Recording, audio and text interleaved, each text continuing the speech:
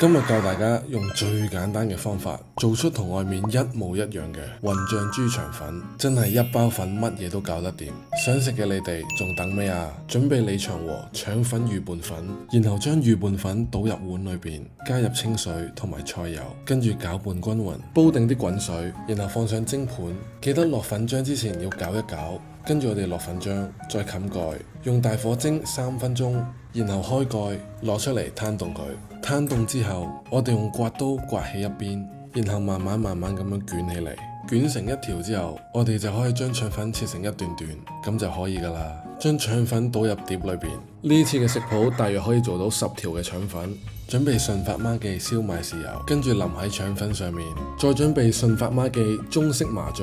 亦都淋喺腸粉上面，跟住準備順發媽記滋味甜醬，我哋都加埋喺腸粉上面，然之後就係順發媽記風味辣醬，雖然有啲辣，但加埋上去就會更加有層次。最後灑上白芝麻就可以食噶啦。